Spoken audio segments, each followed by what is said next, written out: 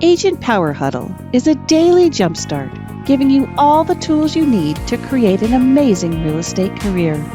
Led by top experts in the field, you'll learn how to sell more houses in less time while creating the life you want. Welcome to the Agent Power Huddle. All right. Okay. Hello, Molly. I'm sorry you're the only person here. I'm Haley Jones.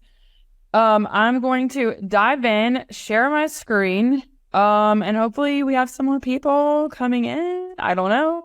Anyways, okay. So today, let me share my screen. Hold on one second. You think that this would not be a problem? Okay. Okay, so basically what we were talking about today is what to do for career fairs or other like events where it's I say table based. So this could be at a school where you're standing at a table, or like recently I did one that was a Bridgerton themed like women owned business fair where it was like some people were bakers, some people had jewelry, etc. blah blah blah. So anyways, that being said, I'm going to share kind of what I did, what I do, what my evolution has been from doing this. So basically, when I do these kind of things, I'm thinking, what can I do that is different, that catches people's attention, that is something that would get people talking, that I could have a conversation about? How could I get people to the table? Is there something I can put on the table that's going to attract kids, especially like when you're doing a career fair, or adults, etc.? How can I add value? And like specifically, what's something that people could take home with them that they might look at later? So that's the goal. Things that when I do this that I want to avoid would be essentially just leaning on my business cards. Like business cards are boring. Obviously, like they have a time and place and space, but like this is going to go somewhere and I haven't made a connection with anybody. I'm just not like, I don't want to just be leaning on, hey, here's my business card or whatever. I try to keep it as simple as possible, primarily because I'm always flying from this appointment to that appointment, and I'm very like procrastination minded, which I am working on, but it is not to my benefit to have a whole bunch of props I need to have at this table, or a big, elaborate setup of all this stuff, because I'm going to have to get there way ahead of time to set that up. And I don't want to do that. I want to be ready when the kids come in or the people come in, etc., to do what I'm there to do. Another thing to think about is when you're doing like a table-based event is, do you need electricity? My recommendation is not to do that. Although if you've got something cool on your computer to show, or, something really neat that you could show on your computer or on a device that requires electricity, then I would absolutely say that. Hello, Tom. Hello. I think we also have a mic coming in. So anyways, basically just thinking about, how can you make it nice? Also, don't be boring, which is very, make it different. I would avoid whatever you're going to do. If you're bringing something to hand out, avoid cheap paper and avoid black and white. Like if you're printing something, make it colorful, make it eye-catching, etc. Think about like if you're marketing a house, you don't want a cheap flyer that looks like trash. You want it to look nice. And yes, it's going to be more expensive, but your goal is that you're making something that people could take home with them, talk about it later, and it's like something of substance or value. So that's the idea behind that. So that being said, why won't this advance? There we go. These are things that you absolutely want to have, in my experience, at a career fair or at your table. If you're doing a career fair at a high school, at a middle school, at a school, have candy readily available on your table. I like Jolly Ranchers because then you stay out of the peanut allergy issue. Also mints, like these kind of like Lifesaver mints. I have my whole tub I can show you, but basically have candy. The Jolly Ranchers are a huge hit.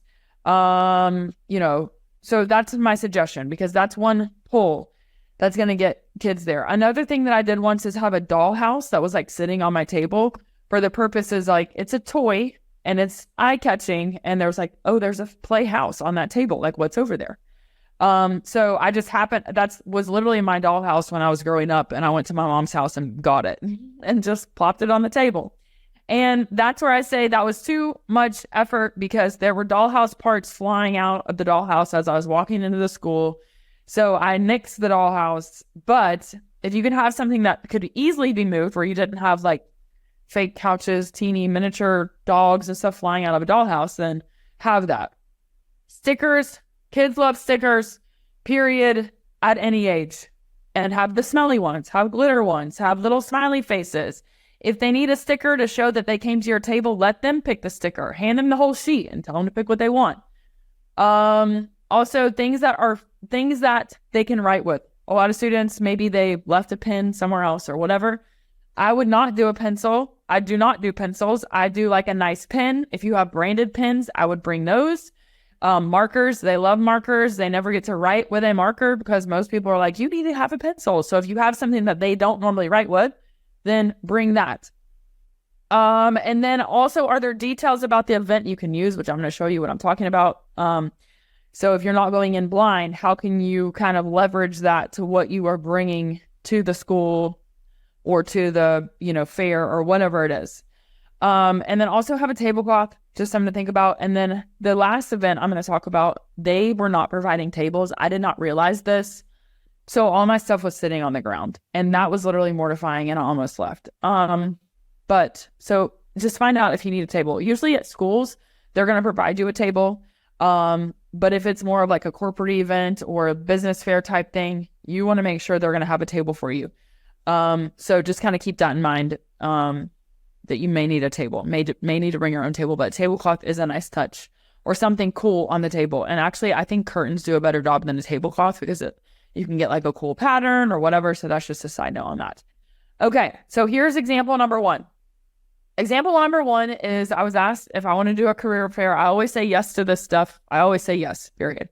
Because I think it's good. I used to be a teacher. I love being in the schools, but also you can make a ton of connections. And it's a way like for me to be creative. So I always say yes to the opportunity because you never know like what could come up of that. So that being said, I was told that students would be coming around to tables. They would be given specific questions they were supposed to ask. They were going to go to they had to pick 3 different tables to go to. And there were like 25 different businesses within the room. And then I was provided the questions. So what I wanted to figure out how to do is how can I make the questions that are going to be given into some sort of activity? How can I make this engaging? How can I make this a conversation starter? How could it be different? And like what could make them want to be engaged? So this is what I made. This was a Sour Patch Kid activity. This was I gave them all away, but this is a front and back. So the front was a real estate agent. The back said real estate agent.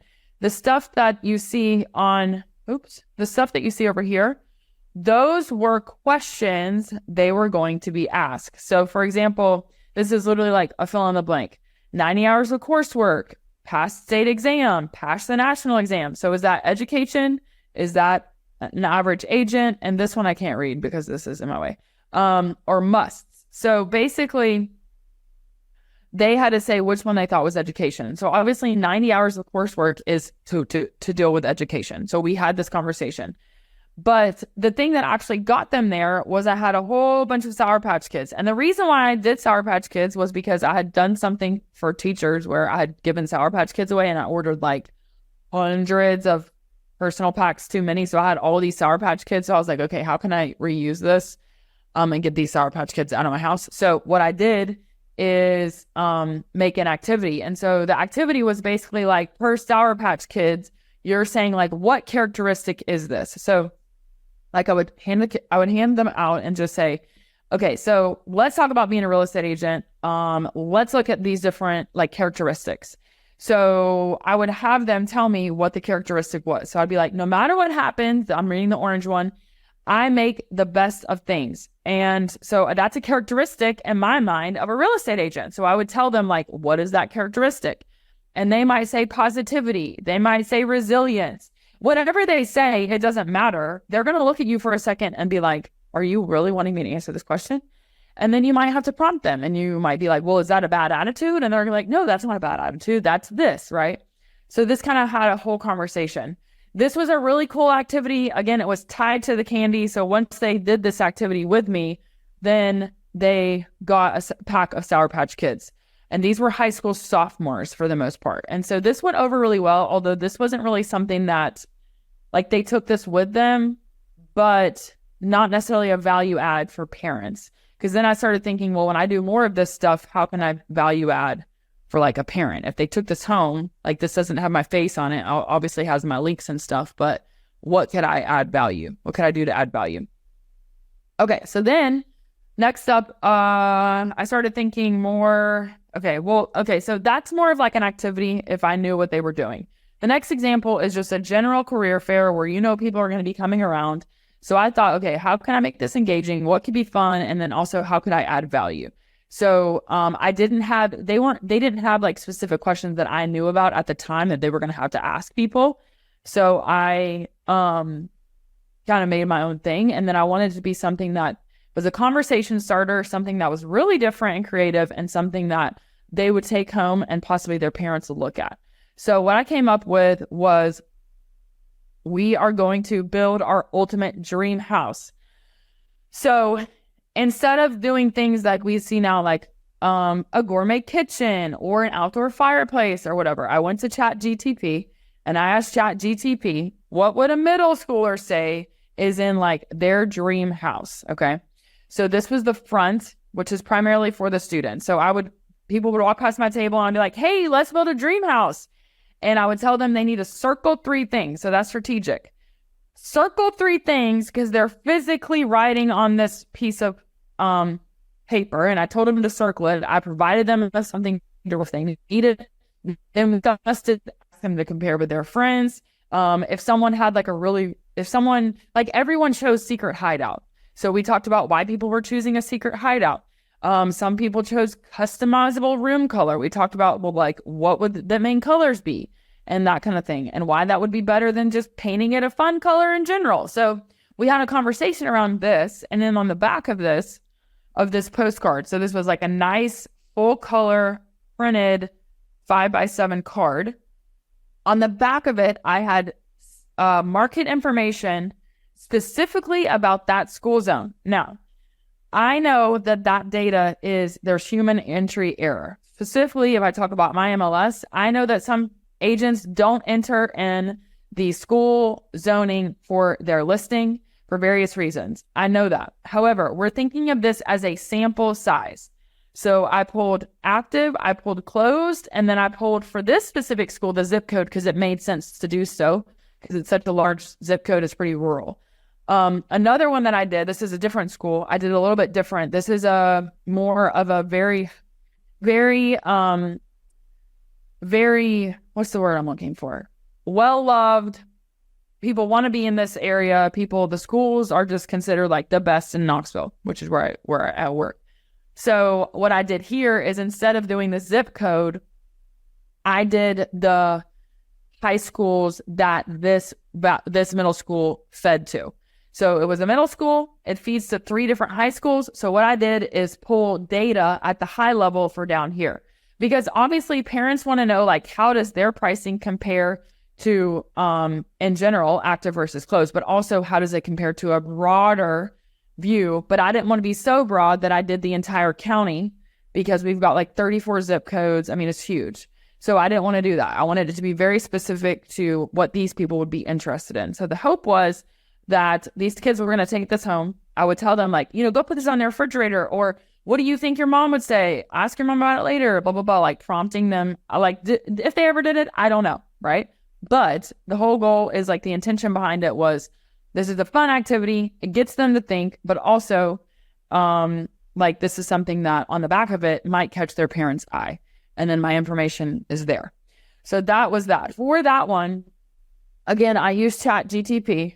I pulled school zone stats, and I did not get down into the weeds of, like, is this accurate or not?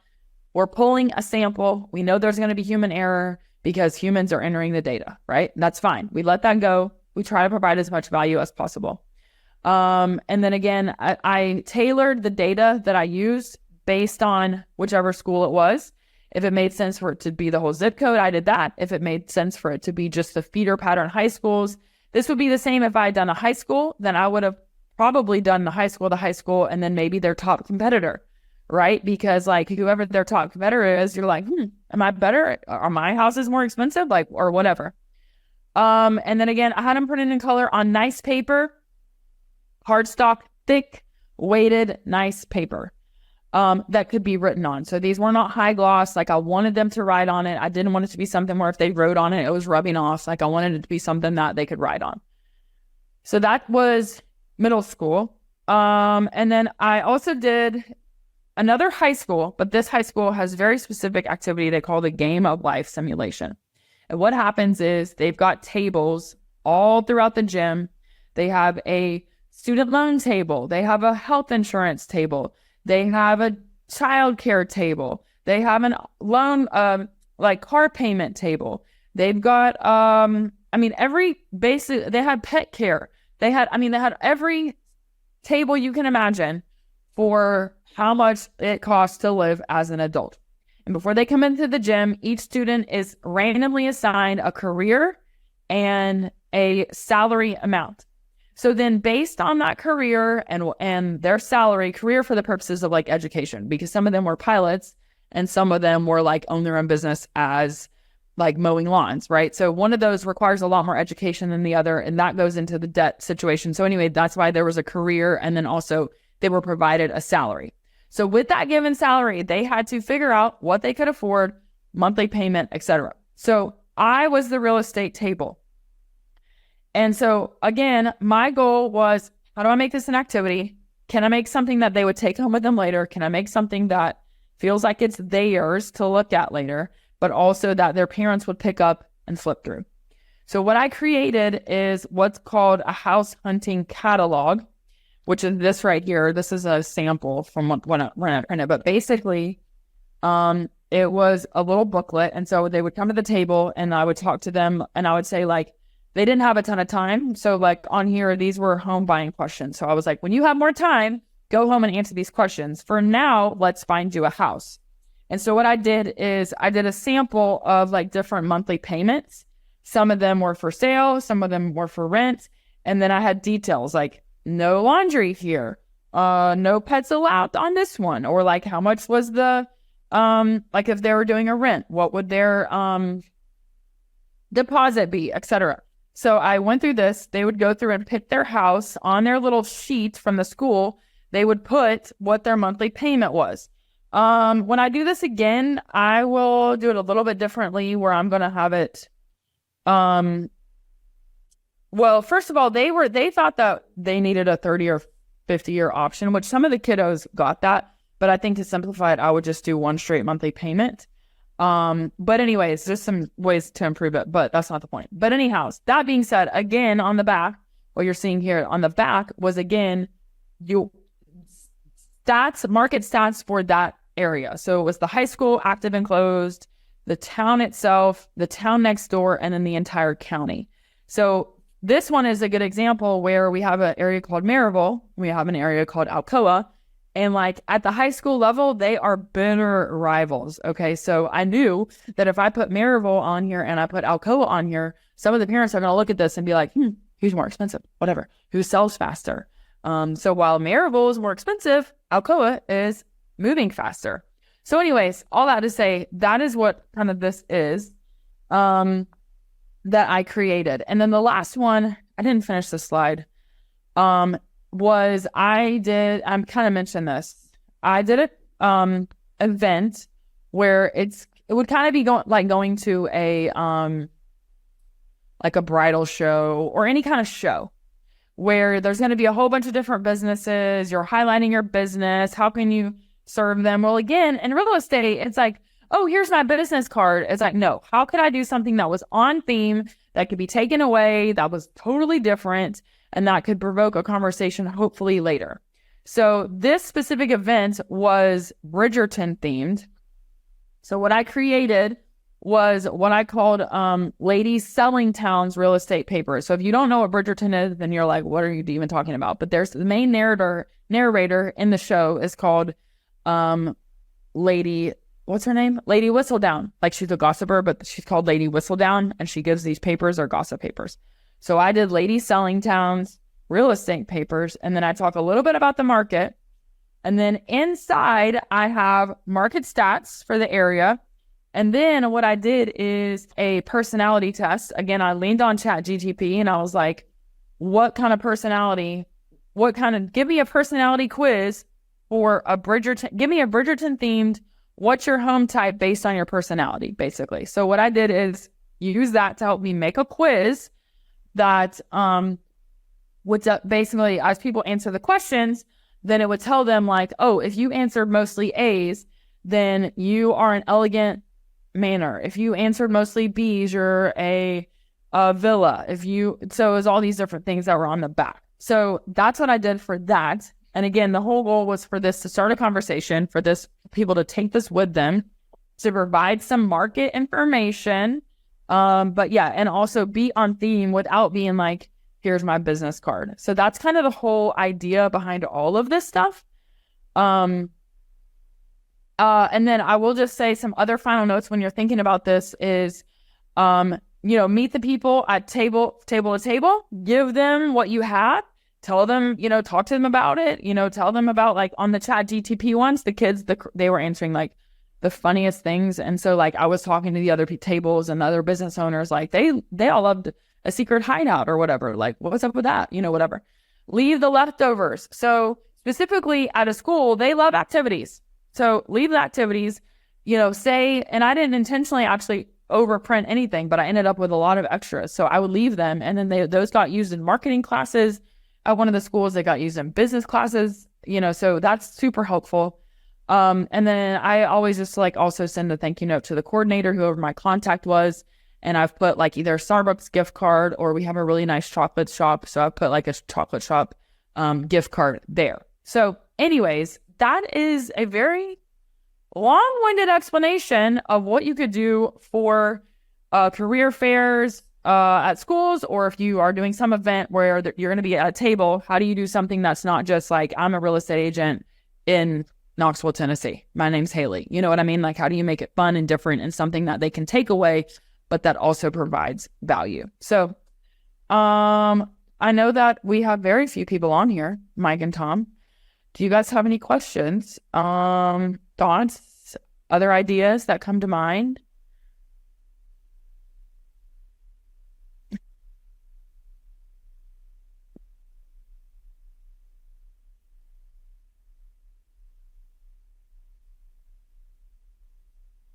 Nothing. I will also show that I do now have a bucket that I take with me. So it's not basically this is like my table career fair bucket. And in that I've got mints, I've got Jolly Ranchers, I've got pins. I do have some like marketing assets. So like some nice flyers, stuff like that. I've got my tablecloth in there. I've got like this, I put my candy in a box, in a cardboard box, like this, that is branded to me. So this like sits on the table. And so like I put the candy in here, whatever. So that's all the stuff that's in the box that I take with me. Again, I think it's best to like keep it easy, keep it simple, make it something that you can easily like, carry, take up, set down, that you're not going to be needing 30, 45 minutes to put together. So yeah. Autumn, I can talk for 6 more minutes if you need. Hey, you're fine. You can always end early. Okay. That's great. Cool. Well, that's all I have. And I hope that it was helpful. So, yeah.